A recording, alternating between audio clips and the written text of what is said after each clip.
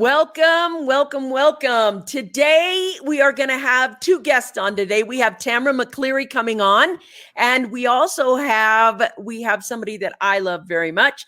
I want you to meet one of our business partners. This is Donald Gifford, and he is our video editor. He's our video producer. He is the guy that makes all the things behind us go great. And today, we are going to talk to Tamara McCleary.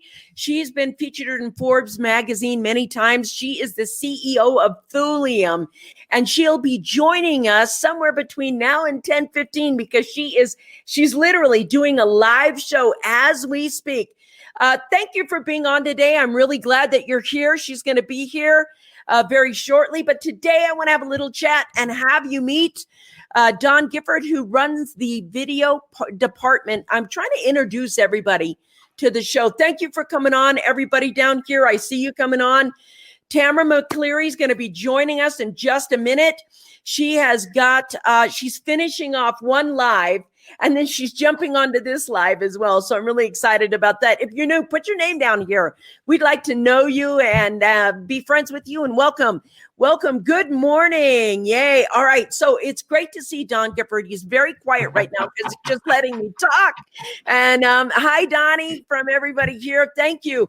Do me a favor, put your name, join us, and say hello. Donnie, tell me about you right now are in you're the producer of all the videos, all the shows, and many of the memes that you do inside the club right now. And, you know, I'm looking forward to finding out some of what you are going to be providing for people with your show or with what you do. So can you give them just tell them a little bit about what you do? Well, right now we're in a transition. We'll be moving towards what we call snippets. So we're doing small productions of each of the shows so people can see certain aspects or topics that are in those shows, and then they'll be able to link directly to the show. It's kind of like an advertising, but also showing what we're talking about, current events or what's going on that day. Yeah, I think that's super important right now because things are changing so quickly. It's kind of hard to keep up with the narrative. And that's the whole point. What Don does is try to make sure that everybody, and I want to say good morning to everybody popping on. I'm like, hey, where's Tamara? Tamara's coming on in a few short minutes. She is finishing. Thanks for asking. Tamara's coming on in a few short minutes. She's literally on another live show, and then she's going to pop on here. So I'm going to be here. We've got about 3 minutes with Donnie, and then Tamara's coming on, and she's going to stay with us through the hour of that, and she will be here. Meanwhile, we have, hi, Candy. Happy to have you online today. So glad to see you. Good morning, Deborah. Nice to see you. Good morning, Scott. Nice to see you. Karen, great to see you. So that when Tamara comes on, she's going to be with us, and she's going to be with us here.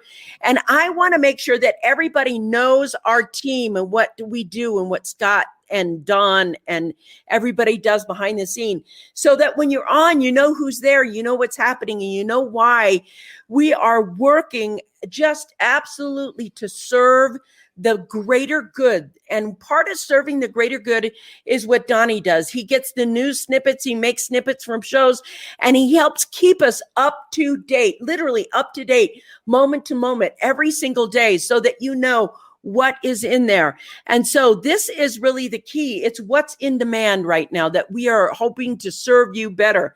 And so I just want to say, thank you for, popping on with us today and saying hi to everybody. And I want to let you know something. I really appreciate what you do because you're in the back working. And it is some part of the day that you do that nobody else gets to see. I mean, nobody else gets to see.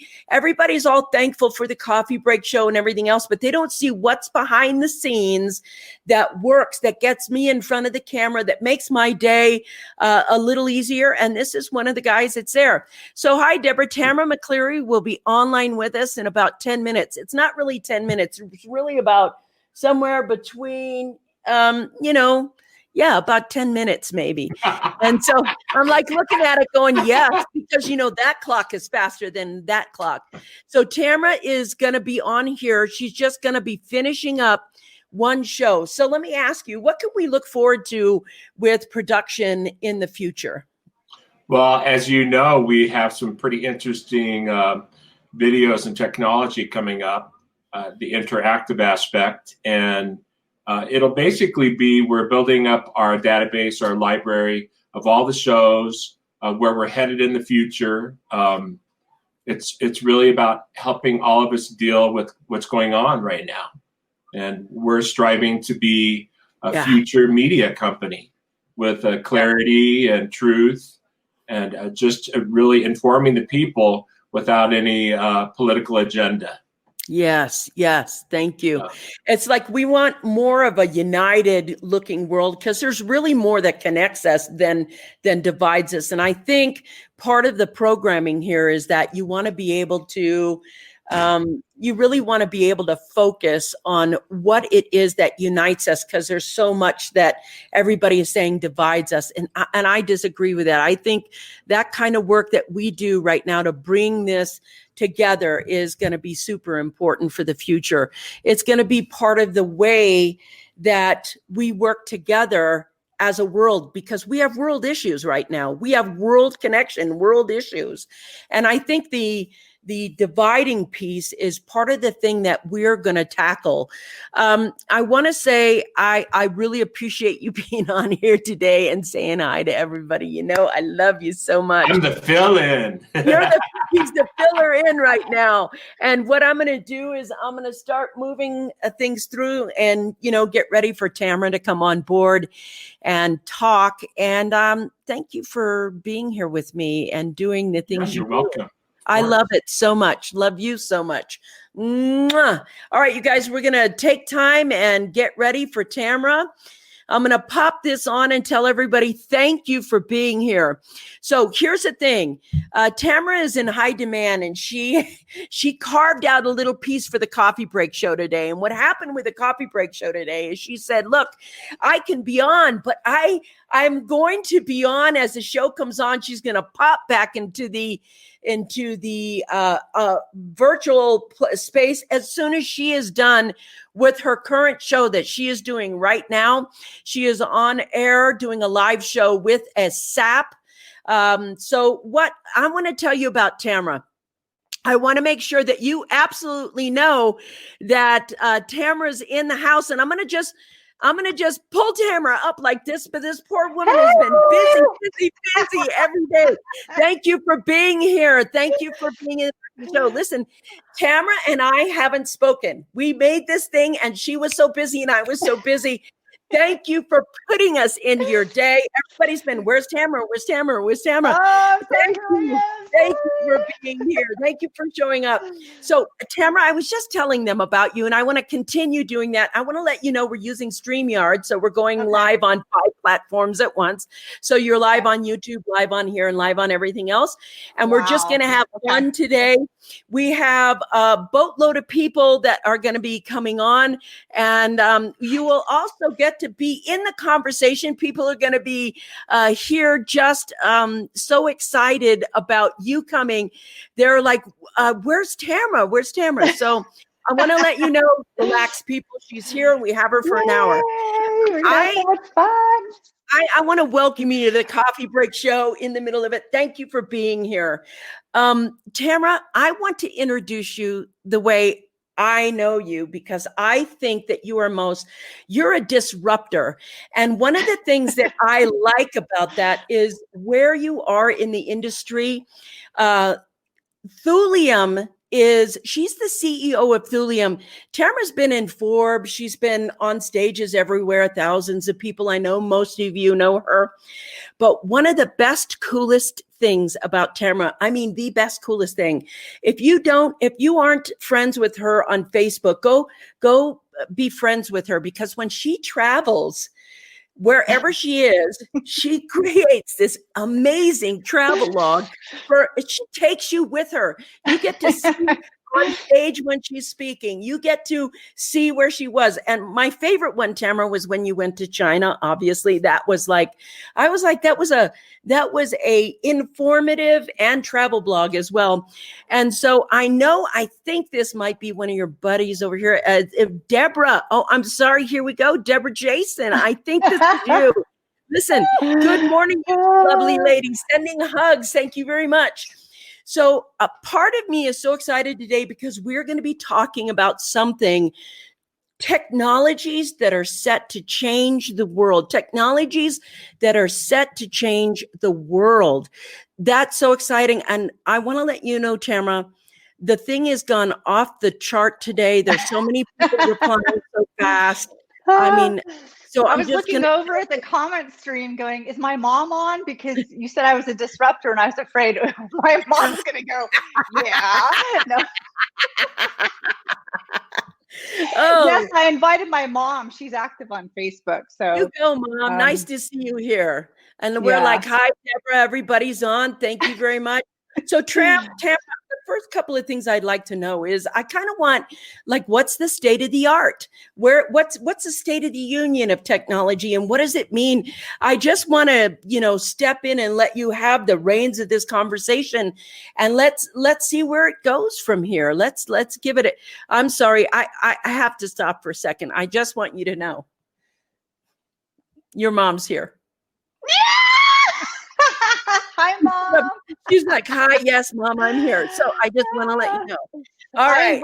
I invited my daughter too, but I'm not sure if she's showing up because they're doing the school from home thing. So, but I figured it's Facebook, right? We're all family here. So we might as well interact as family. Well, let's go to the State of the Union of Technology and let's dive into something that's, what are the technologies that you think are set to change the world? And thank you for joining us. Yeah, no, it's my pleasure. And gosh, it's such an honor you guys all showed up for me. It's pretty cool. How embarrassing would it be if you show up, no one comes, right? I always think every time I'm going to go do a keynote, I'm like, what if nobody comes? But no, it's an honor to be here with you. And what I'd like to do is share with you at first kind of a recap of technologies that are already somewhat here, but are going to get stronger. And then what I'd like to kind of end on before we have our discussion is what I think the most dominant mover of technology for the future will be. So, this stuff really lights me up. This is my passion. This is, we'll talk about this later, but, I shared this with you. This is why I'm going back yet again to graduate school because of this. So essentially what we have here already is, I don't know how many of you already have like an Alexa or a Google or, we have these digital assistants. Well, they're in the beginning stages, right? So right now, this thing is kind of just like a call and response tool. And I don't know if you've had this experience or not, but sometimes you ask it something and it answers you completely different from what you asked. It's almost like talking to your hard-of-hearing great grandfather, right? Where you say, hey, the answer's back something else. So, we're still in the beginning stages, but what I want to say is, since we're talking about the future here, is it's not going to stay like this. It's not going to stay a call and response tool. In fact, our digital assistants are going to become very savvy. We're going to rely on them, and they will actually go out and execute and do things for us without even us having to ask it. So that is in the works, and we will definitely see that within the next 10 years. I want to go back to the they'll do tasks for us without even asking. Like one day we'll come home and the garbage will be out. Well, what it might do is tell your little robot trash can to wheel itself out there, right? Because what we're talking about with this is software, but software will run, hardware will run robotics. So robotics is farther behind than software.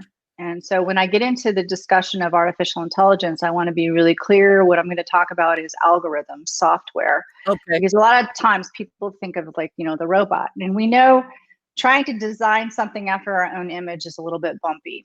But what I want to tell everyone is that this is going to become much more sophisticated. So a good example, Vickie, might be, instead of you having to worry about, do I need more milk, or do I need eggs, or, I want to make this, Indian dish on Thursday, but I don't have, the marsala that I need.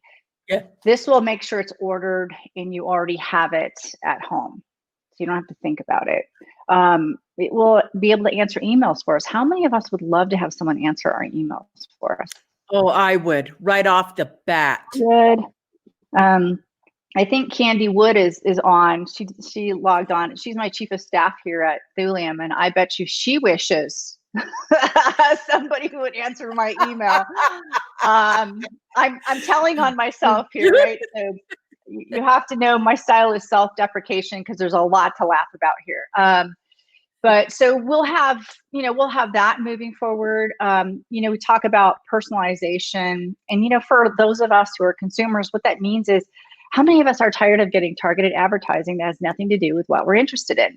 Correct. And it will become so exquisite that we won't see anything that we don't want to see. That's how personalized it will be.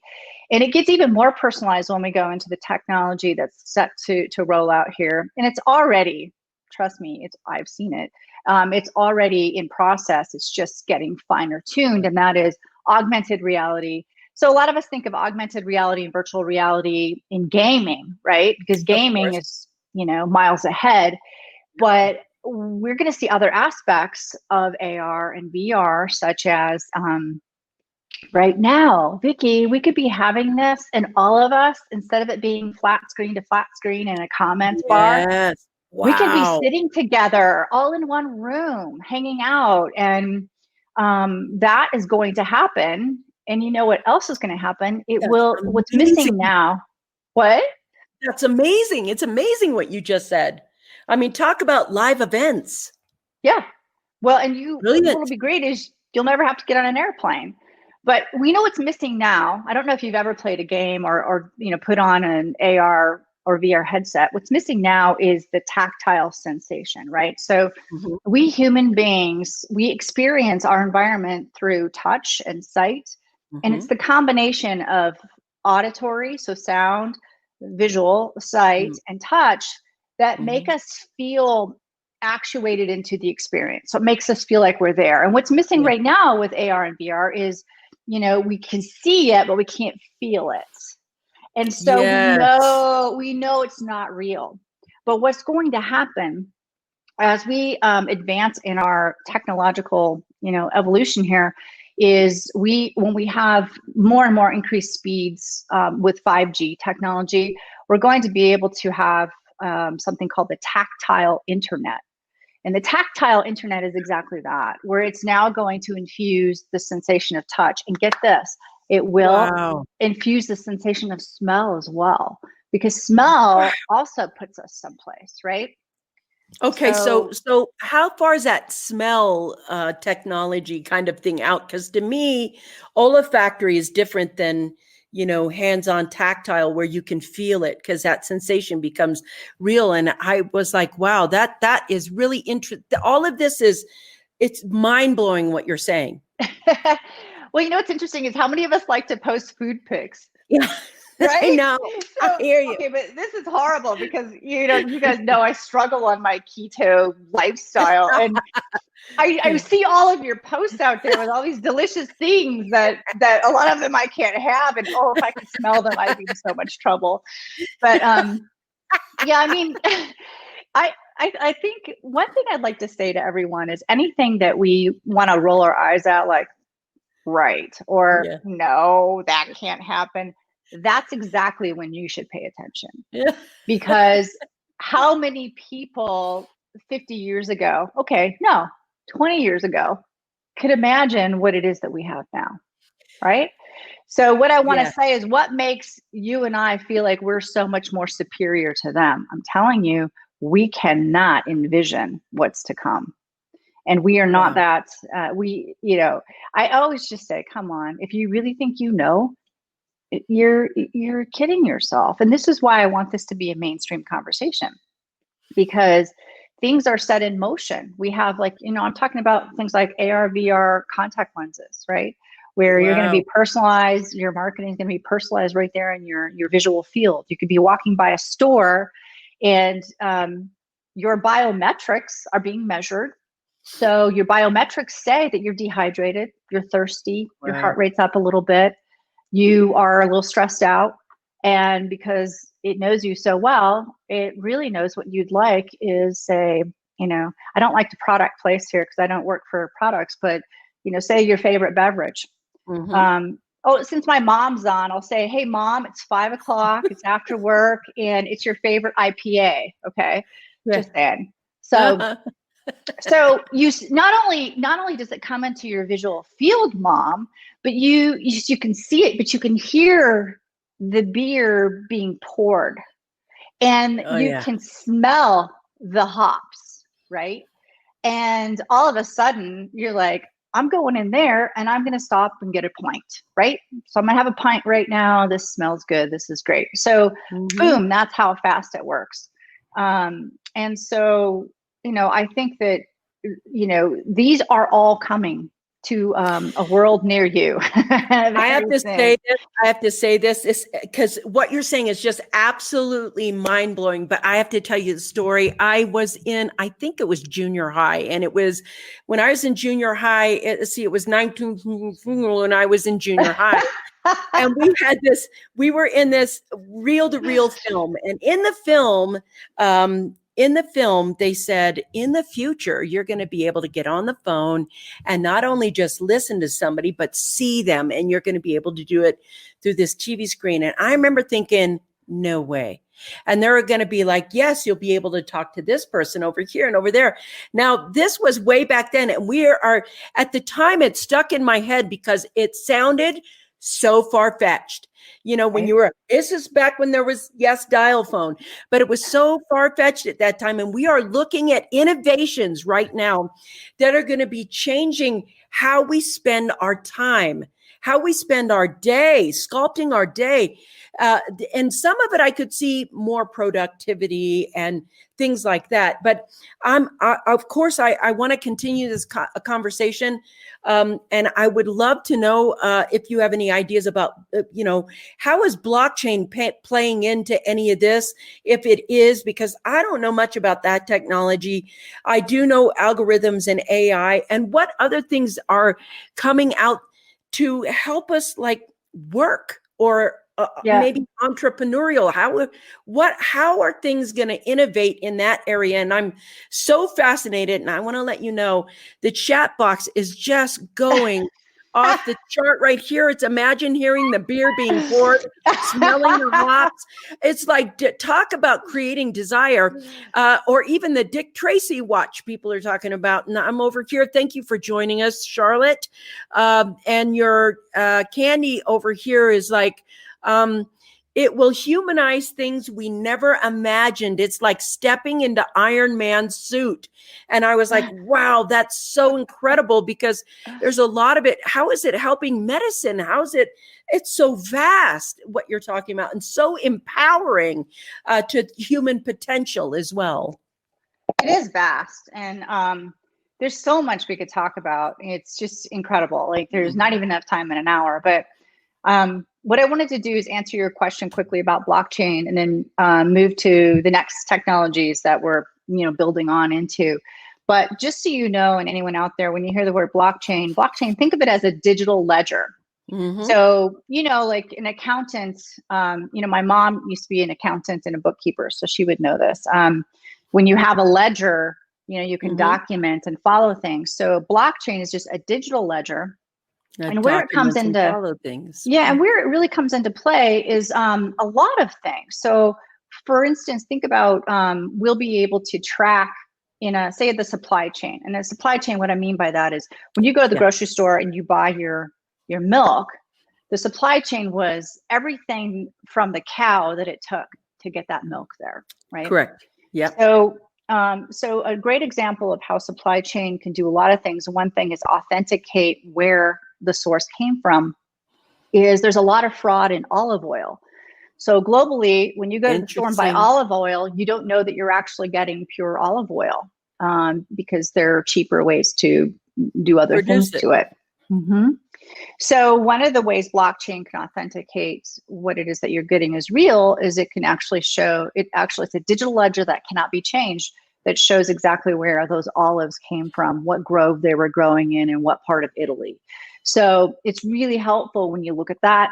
It's helpful when a company is, say, with COVID-19 hitting, and there was a lot of disruption in the supply chain because manufacturing was down. If you had a blockchain, you could actually quickly figure out what other sources you could get your products from and where they were coming from, and track it and intercept it all the way where there might be problems, say, with delivery, with trucks, with truck drivers not being able to drive, and can we get it on a train versus how do we put it in cargo on a plane? So blockchain is huge, but think of it as a digital ledger.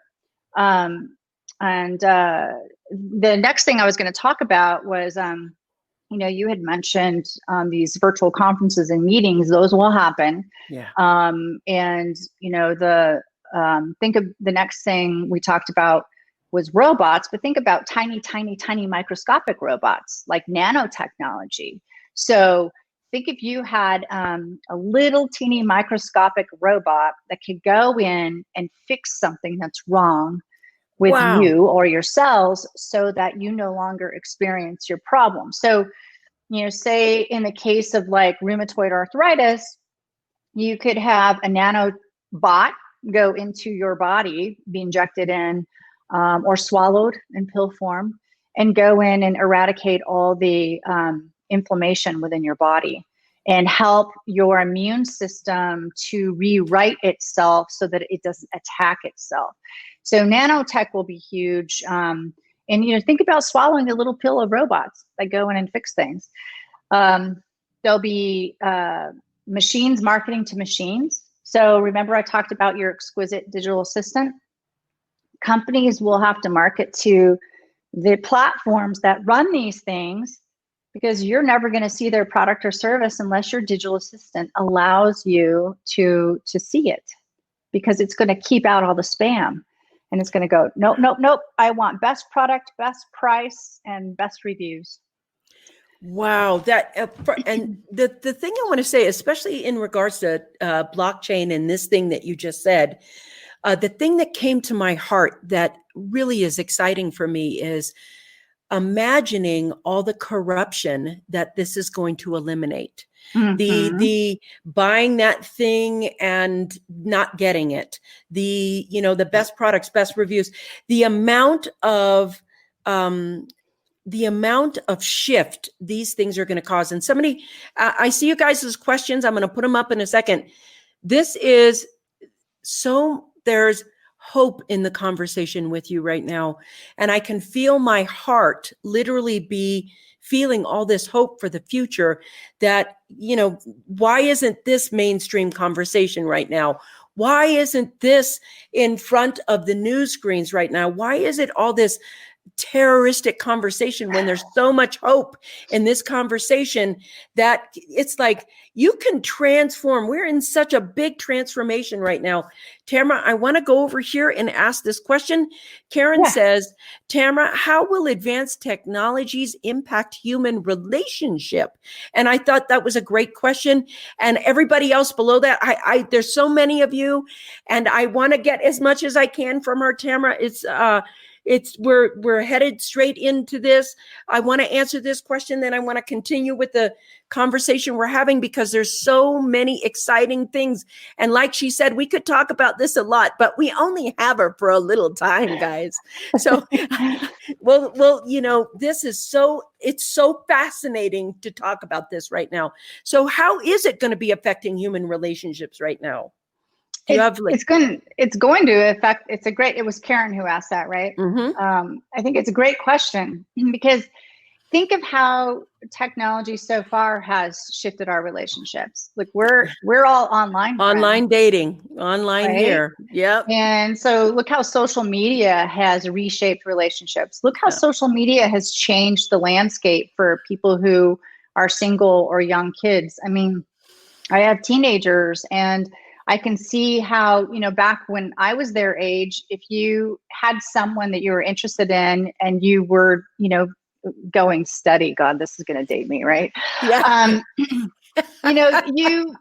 You only really talked with each other or saw each other at school. But now, I mean, the playing field is huge. So I see a lot of young people not necessarily staying in long-term relationships because they have unlimited access to all kinds of opportunity at every moment.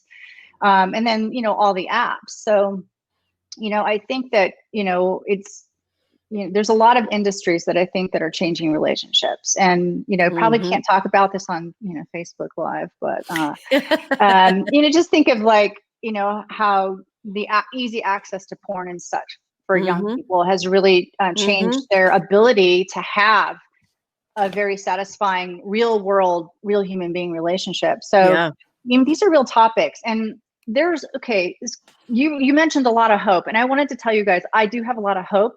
This is why I want to talk about this. This is why I want to go back to school about this. This is why I think it should be mainstream conversation.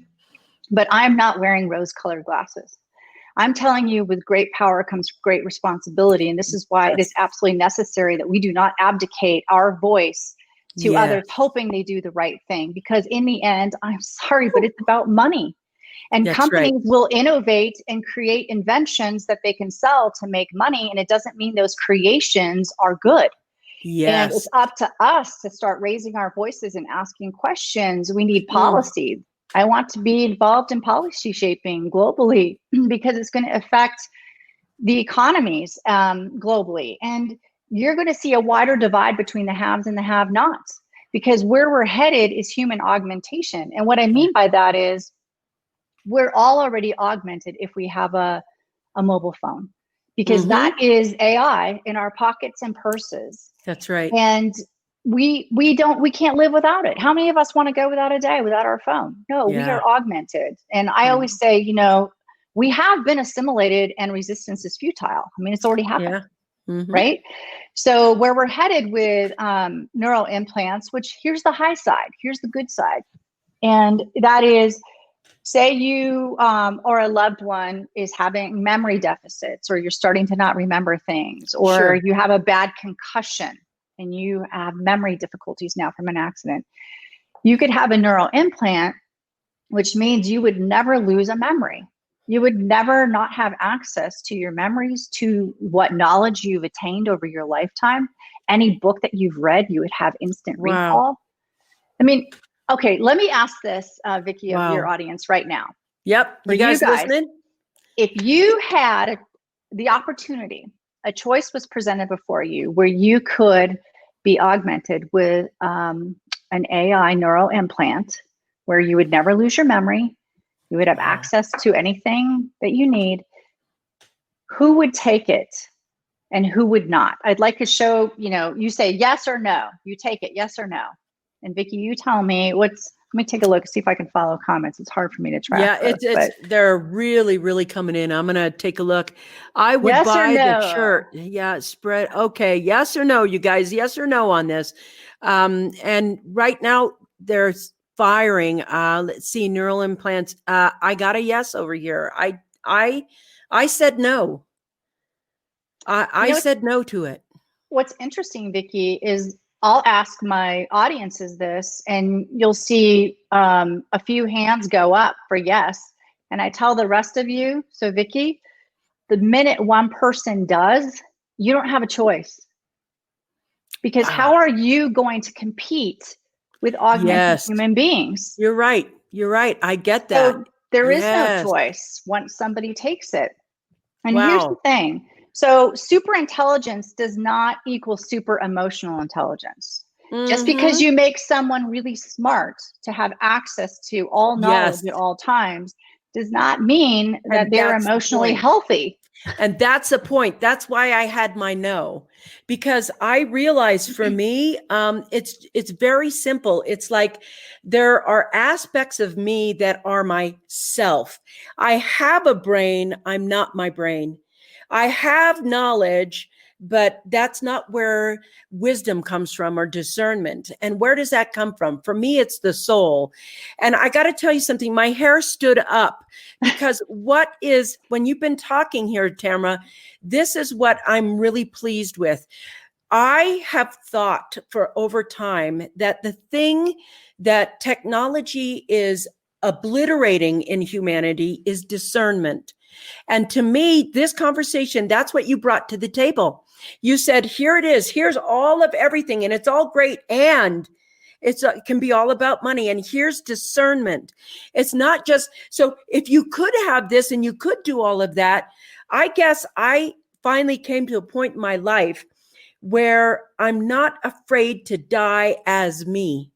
Mm-hmm. And that it's like, whatever that is, to whatever that spiritual journey, I realize for me, I am a spiritual being having a human experience.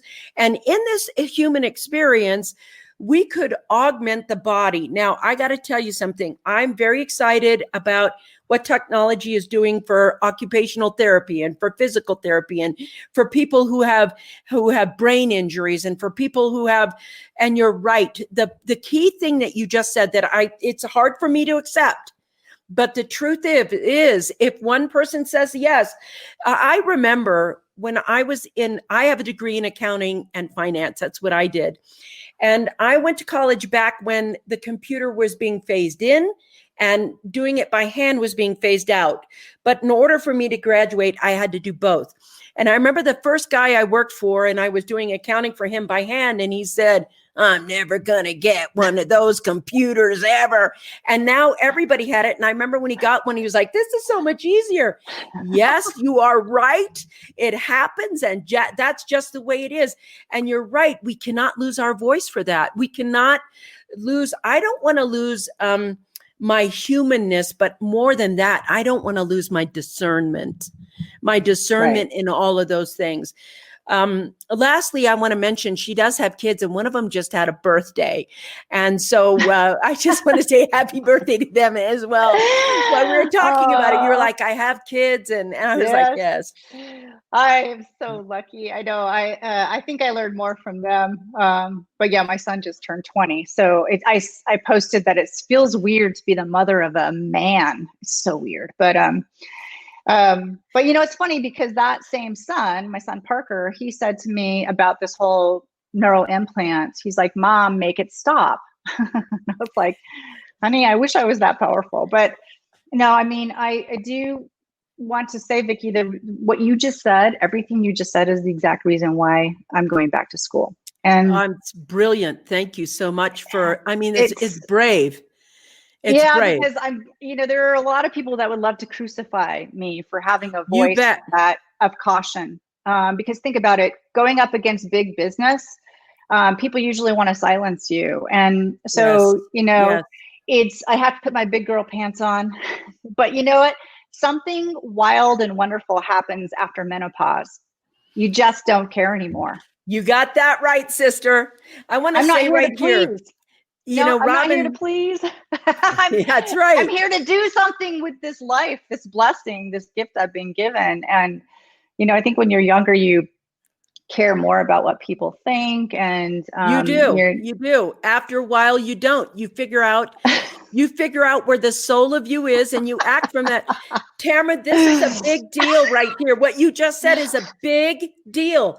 This is where most people don't get to. Now, I want to tell you something. The reason we do these live shows and everything else, we decided we wanted to take on the industry of media because there's fake news agenda and everything, and it's not real, and there's a lack of discernment and everything else.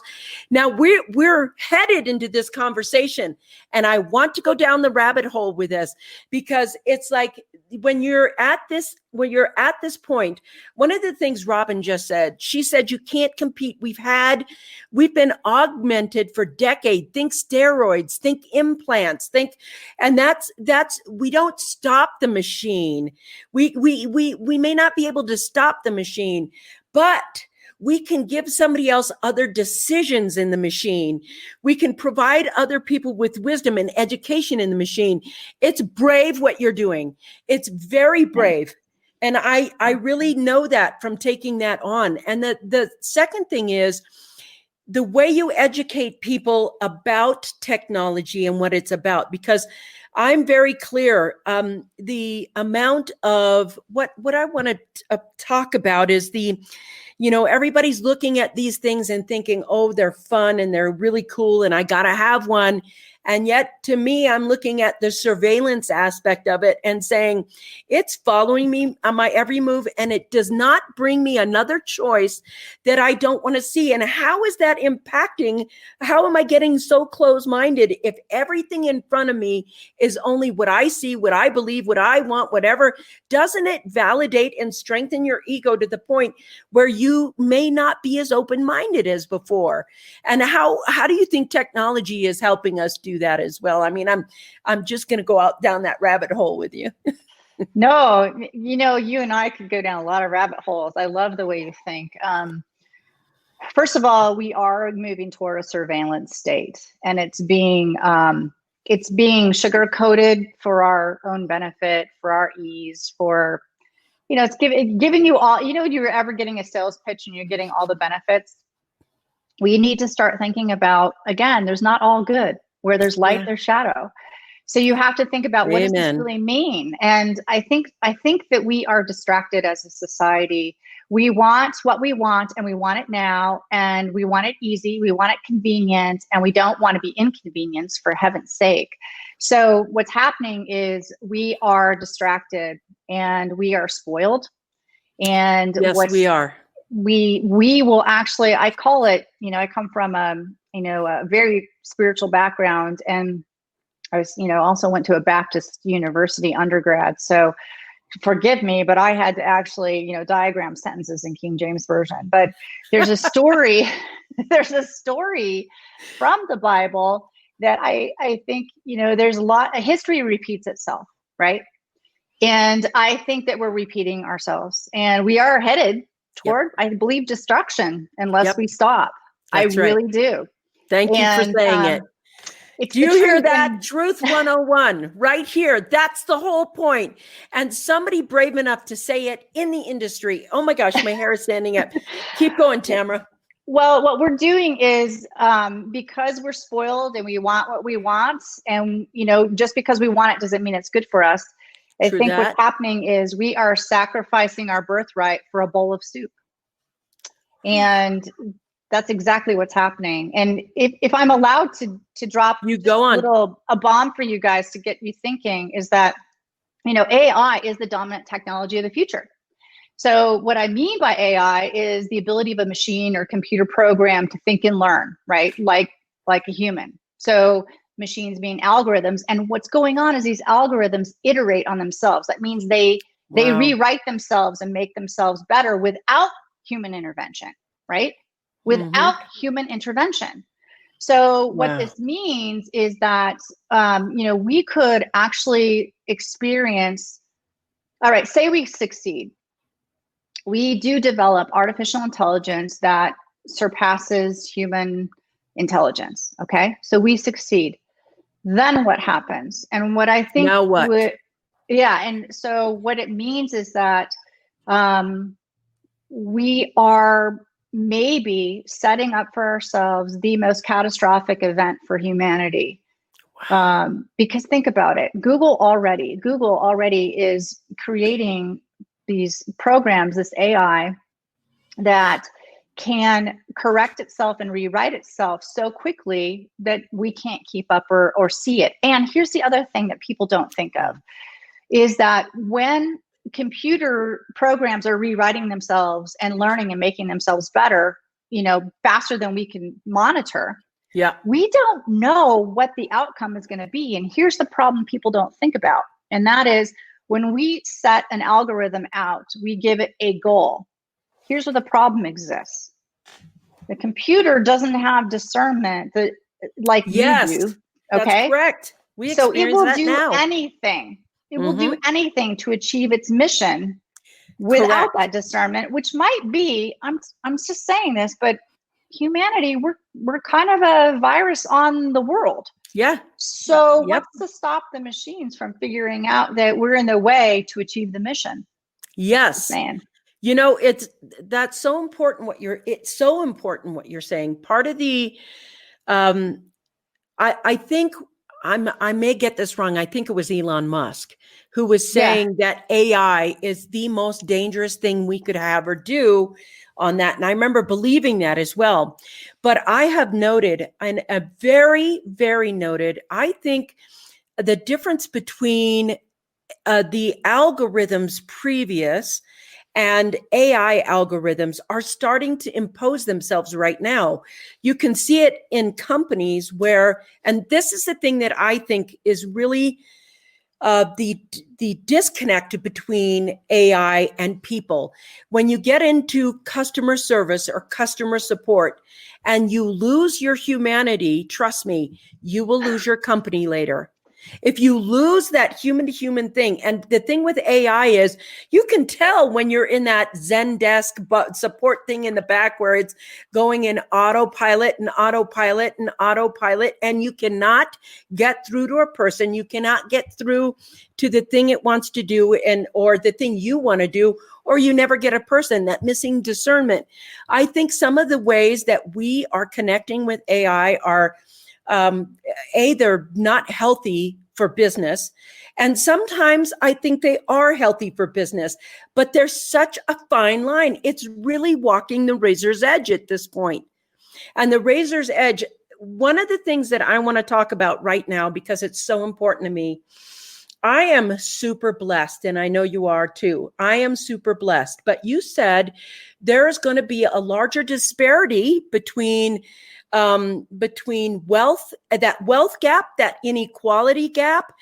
And I have been noticing for myself, Tamara, I think the future is about erasing the middle class in every country. And for me, you have only two choices. You'll either get poorer or richer, and that's it.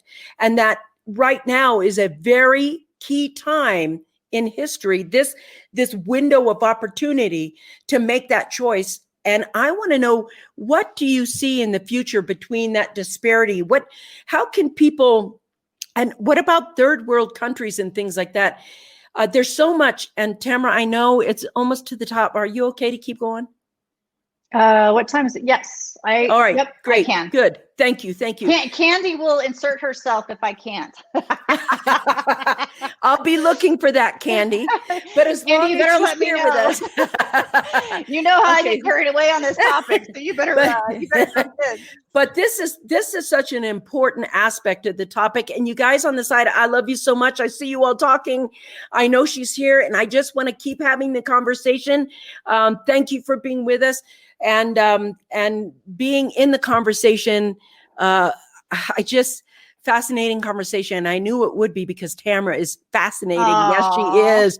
We have to maintain human to human connection. Okay. We're going to answer these questions that I just asked her, and let's talk about the disparity and what your views are about the future of wealth creation and destruction. Yeah, I mean, this is why it's so complicated. It's a very complicated social science question you're asking, because it's technology that's both wonderful and liberating and fascinating. That's also causing the divide, because not everybody can afford the technology. That's correct. So think about the augmentation we talked about with the neural implant. Not everybody can afford the neural implant. Sure. And so what we'll have is a super intelligent superhuman. But I said not super emotionally intelligent. There's a vast difference. So not high EQ, but high IQ, right? Because of augmentation. You bet. And then we have those that can't afford the augmentation who will not be able to compete. No, and they'll be considered very slow, less intelligent. Okay, so how do we as humans already treat people we view as less intelligent than ourselves? Yes. It's so unfortunate. I wish I had more faith in humanity, but again, I go back to history. If you go back to history, we are not so kind to others that we deem less valuable, or like, again, this is not a high EQ subject. This is the IQ. Someone thinks they're really intelligent. What do we need with all these people who And do they even deserve a voice? Do they even deserve to vote? They're not smart. They're not intelligent. They don't know what we know. We have judgment. That's the killer So, of any kind of discernment. And there's no easy answer. And this is why graduate school, right? Yeah. So it's steeped in ethics. It's steeped in social science. Yep. It's steeped in human anthropology, because I'm telling you, not when you look historically at all these stories and studies that I've been pondering, is that people tend to not be so kind to other people. And gosh, we just saw this with the pandemic, people hoarding toilet paper and hand sanitizer. And it's just human nature, and we're not going to change human nature. And I'm sorry, but human beings are not perfect. As much as people would like to say we're all loving and all good and all perfect, we're not too altruistic. That's right. No, we're selfish at heart. Yeah. This is the human condition. So, one of the books that I read by Stuart Russell, it's called Human Compatible. And he talks about what our future scenarios, if we take a serious look, how, we're bent on innovating ourselves, basically innovating ourselves out of ourselves, essentially, with age extension and things. He says we have these possible scenarios. So number one scenario, and guys, listen to this because I'd love to hear what you think. So the first scenario he posits that could happen for our future is we all die. Either an asteroid impact, climate calamity, or global pandemic. Or number two, we live forever because of the medical solution to aging. Or three, we invent a faster than light travel scenario and we conquer the universe. Maybe we inhabit Mars. Or four, we are visited by a super alien civilization. Or number five, he says, we invent super intelligent AI. Which of these scenarios, you guys, do you think is most likely to manifest? I'd love to hear people's opinion. Did you guys hear that question? Go ahead and type it in there right now so we can, oh my goodness. What do you think? What do you think, Vickie? What do you think is most likely to manifest? I was out of all the choices, I think it's going to be the AI choice. And the reason I do is because I feel like it's going to be all about money. And the other things, even though they're altruistic in nature, profitability and revenues are going to be on the back end of that. And those are going to be in the AI markets, in my humble opinion. But, EQ, the discernment filter. This is very interesting. All five. Go, Scott. Wow. That is in. Oh, Scott's look at this. Scott's my Mensa friend. So smart. He is. Look at this. And look at this. Risa, all of the above. Wow. Oh, Risa. And then look at this. Sounds like a war on the classes. Those who can afford tech upgrades will get those and lose their humanity and destroy it. And so what we're looking at is what do you believe is going to happen after that? Okay. Right here, given enough time, all five will happen. Brilliantly done. Look at this. ET is here. Yes. We are down the rabbit hole today. This is an important conversation, such an important, being the multiverses does exist scientifically. They will all five happen over time. Look at this. I agree. All five. I still thought AI would be the, big catapult right there, but everybody thinks all five will happen over time is what we kind of have over here in this regard. Tell us what your vision, what you see, what your thoughts are around these questions right here. Well, you're right, Vickie, and they're right, because AI will drive all of those things, including, think of AI this way, AI will be that alien race. So AI drives all of it. But here's the thing. What if we do succeed, right? Success could be the last event in human history. And it's up to all of us to become involved. We have to become involved in how new tech is developed and unleashed on the world. So AI conversations belong in the mainstream as it's, the most important thing facing humanity. So, but it's our fault. We're not insisting that we have a voice. We don't need an invitation to dinner. We had better just be there. Okay. That's So if you're right. waiting around for someone to ask you what your opinion is, Yes. well, you've missed the mark. You know, we have to anticipate and plan for the possibility that machines will far exceed the human capacity for decision making, because it is already. And if you think I'm being negative on AI, I am not. And I'm not a doomsday sayer, not in the least. If No, I anyone really really knows believe me, they know I'm positive.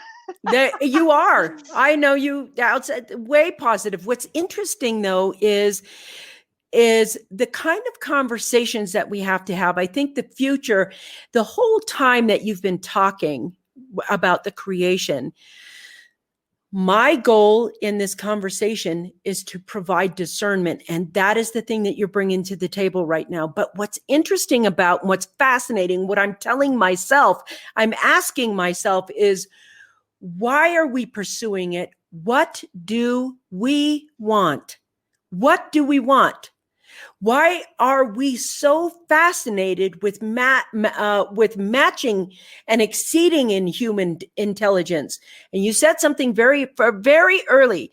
One of the things that's here is there is the light and there is the shadow, and nobody wants to go look at this. Nobody wants to examine. Nobody wants to say the why, the what, the where. Nobody wants to come clean with how their ego is in the disruption. I know right now that one of the things that was fascinating, I mean, just fascinating about Apple, is that they made their device, that first smartphone, something that made your ego feel proud. Where in the 60s, if you had like a Ford Mustang car and the car made you proud, now the technology makes you proud. Now I'm like, if I augmented the reality and I was the smarter than anyone, and I'm, that would make me something, that would make me finally, I'm somebody important. I'm somebody, the value of humanness, the value of your own basic goodness as a human being. Don't let it be devalued because you have a piece of technology. Technology with discernment. I think what's very important about what you said, my hair is standing up when you said it. The future is going to be an ethics situation. And if we have greed and corruption and this over here with that ethics, then AI can be super destructive. And if we have some sense of ourselves, some own sense of our value, then AI can add some benefit to the world and lots of it. So which is it going to be and which is going to happen? That is the thing we're actually really talking about right now. And that lack of discernment. She said something earlier that was so important. And you guys have to understand this. She said, high IQ, low EQ. And what is it that really, it's like, I'm really smart and I have really awful tantrums. It's like, you can't work with that. That's not a good future. You know what I mean? That's called a 3-year-old. Yeah, that's it. And so it's like, once you think you're above it all because you're so smart, that next thing she said will happen is judgmentality. Do they even deserve to vote? Do they even deserve? You start seeing your ego becomes more godlike versus more, and the ego is something fake anyway, but that's the point of everything. It's like, we don't buy really fancy cars just to prove we're successful. It makes us feel good. It's this thing that tells ourselves every day, look at me, I'm in my Jaguar or whatever. We lose our humanity. We lose our fundamental basic goodness. We lose connection to our heart, and we lose the race. I just want to go over here. This is so important right here. Ego keeps us stuck in the human condition. Yes, that is. And I'm assuming that might be Deborah. I'm not sure, but whoever it is, that is true. Some of us are really moving into the ascension stage. Yes, there's going to be real ascension and false ascension from all of this technology. I got to tell you, Tamara, when I first talked to you, I want to let you know, Tamara's not easy to get a hold of. I think it took me 12 weeks to get her scheduled for this moment in time. And I'm so thankful. I'm so blessed to have you here. But the interesting thing is, what is it that, if, like you said, here's 3 things I want to tell you to create discernment about the future of technology. Like, if you could give humanity 3 things and say, don't lose this, do this, so that they understand the interaction between technology and humanness, what would those 3 things be? I know then nobody's asked you that question. Do you understand the question? No, I totally understand it. I just, Great. it's like I can only pick 3. Woo, I better, because there's a 5? lot. 5? But let me say, first of all, the first question would be, what's your role in this? Mm-hmm. You, individually, each one of you, what's your role in this? Because the biggest problem I see is that we're in a modern world with a lot of demands on our time and on our resources, emotional too, is that we don't, we say we believe this, we say we care about that, we don't want this to happen, we want that to happen, but we don't do anything to make, we don't stand behind our beliefs because we're busy, we're tired. Somebody else will take care of it. Yeah, we abdicate our responsibility. And this is why we're in the situation we're already in. We've abdicated our responsibility, hoping somebody else will clean up that mess, clean up the homelessness, clean up this, clean up that. Somebody do something. But what are we doing? Do you know what I mean? Yeah. So my first thing of your 3 is, what are you doing? What's your role in this? How are you making it so that we all wake up to a tomorrow that we're happy to wake up in? I want to know what you're doing. Number 2 is, I would say, look at how you're distracted in your everyday and really take a look at what takes up most of your mental and emotional energy. Because I'm telling you that I think we are being distracted on purpose. I agree. And I want maybe everybody take a personal inventory. What makes up most of your time and energy? Because is it really that important? I don't know. That's up for you to decide, right? Not me. And the third thing is, I think that we aren't going to make the right decisions until we all start really paying more attention to emotional intelligence, and the soft skills matter most. I don't know why forever in humanity we have valued intellect, and intellect is good, don't get me wrong, but why don't we value compassion? Why do we think of that as foofy? And even like in the business world, geez, you're on LinkedIn, it's a totally different vibe than when you're over here on Facebook. But we don't value these deeply reflective and emotional intelligence pieces. And so how much time in your day do you allow yourself any sort of reflection, whether it's a time of devotional, or a time to just really think, to time to dream, time to ponder deeper subjects. And not everybody's into it, I get it, because I'm that Pisces wandering poet soul who just wants to write roomy like poetry. And I have a very romantic out of touch sense at times. But me too. The other part of me goes, stay grounded, stay here, stay on the planet. But when we don't give ourselves time to reflect, to appreciate the subtle, everything doesn't have to be fast. And one of the things the pandemic has given us is, for a lot of us, it put us back in touch with just enjoying the sound of birds in our trees. Amen. Porch talks with my husband. Those never happened when I was on the road back to back. Just sitting out on our back deck and watching the squirrel eat peanuts out of the little bin we put out for them. So much joy there. And, I think those are the delicious pieces of being human, not getting through our email more quickly, not making sure our groceries are ordered. What do we really care about? And are we, again, this whole thing about, are we sacrificing our birthright as human beings for this bowl of soup? I don't think it's worth it. That's the truth of it right there. And I think that's such a deep statement that it's not something you can really think about. You have to feel about.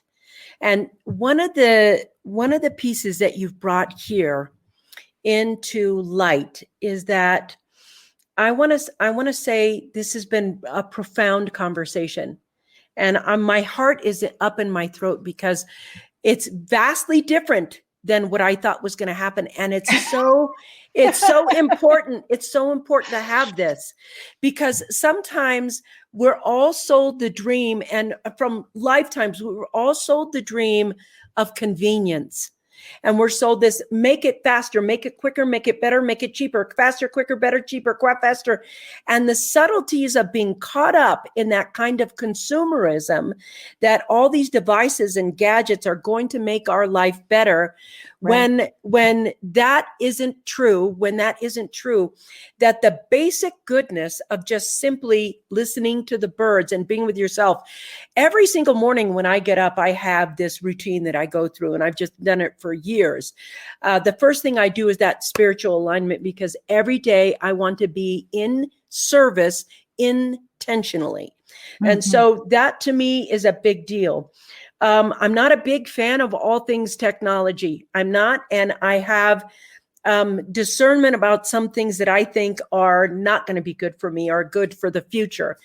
But I also have the knowledge base, and the thing that I think hurts the most is how I see technology erasing individuality. It's like one of the things that is great about being human is creativity. It's your individuality. It's the part of you that can draw a beautiful picture, make that roomy poem that you were talking about. I think that fundamental ability to create a great meal and make a bunch of people around the table happy to be with you and happy to be laughing and enjoying each other's company and being with you. Those fundamental basic things that are human is this part of why the pandemic is so important right now. Those are the things that we take for granted. But it reminds us that the future isn't about the technology you hold, but the connection you have with people. People are the relationships they have and what they create together. And today we have created a bridge between discernment and technology. And I don't want that bridge to break with you. This is a very fortunate moment in time that we got to talk about this. My hair is standing up, and I know the divine created this for me. Tamara, your inspiration today has been absolutely amazing. And I am so fortunate that you have graced us with this and graced us with this information and this knowing. And all I can say in my reflection in myself is thank you for reminding me that I am part of the conversation. Thank you for reminding me that I am responsible for what happens in the world too, because I am here. And thank you for reminding me that being human is as important as anything else there. Just thank you for being here with me so much. Oh, thank you. I really appreciate it so much. And you guys, thank you for being with us. Go ahead. I was going to say, anybody that joined us that's really interested in this conversation, since absolutely yes, how can they keep contact with you? Is invested in this. I would love to stay connected. Here on Facebook. Yes. But when I start school in the fall, I probably will be using, I probably won't be able to get to all the platforms like I can now, mm-hmm. But I will be using LinkedIn quite a bit, just because it's the best place for research and things like that. Not everybody on my Facebook cares about all the research going on, but so if we're not connected on LinkedIn, I'd love to connect with you over there. Yep. And I am going to start, Candy's going to go, uh-oh, you didn't say this, but say it, girlfriend. I am. So I'm redoing my website. It's under construction right now, because of how I want it to be is I really want it to be more of a place where I can post all of the things I'm learning when I'm at Harvard and not have to worry about, there's haters on social media. Yeah. I don't want to have to post stuff and get a bunch of haters and deal with stuff like that, because these are sensitive topics I'm talking about. Yeah, they are. So I'm going to start a website that's mine that'll have a community aspect to it, where I can post the research. I can post what I'm learning. We can have, adult conversations without attacking one another, and just be more informed.